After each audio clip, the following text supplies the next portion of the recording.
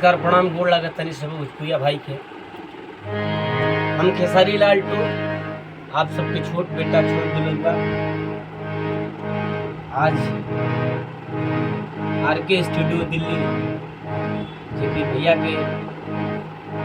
अवधेश भैया के माध्यम से आप सबके बीच में एगो प्रयास छोटा सा, और कुछ भी गलती हुई तो छोट बेटा छोट दुल्हन बा के आप सबके बीच में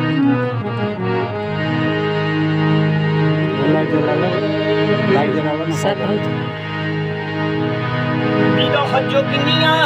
बना गई बाल में, दिल में हमारा यज्ञा लगा गई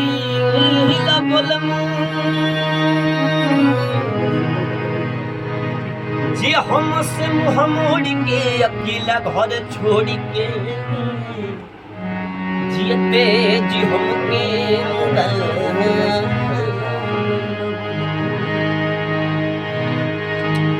और की गावना करा के सैया चल गई बाहर कोई बना तो चल जाई रोजऊ नई हारम कि तोहर आइल नइखी खाए रोटी भात के, आज बुझत नइख हमरा बात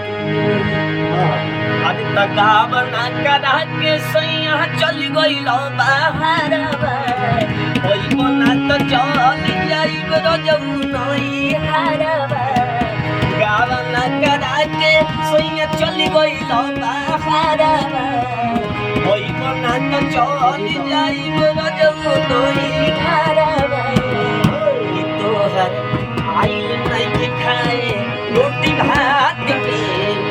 बुझत नइख हमरा बात के कि तोहर आइल नइखी खाए रोटी भात के, बुझत नइख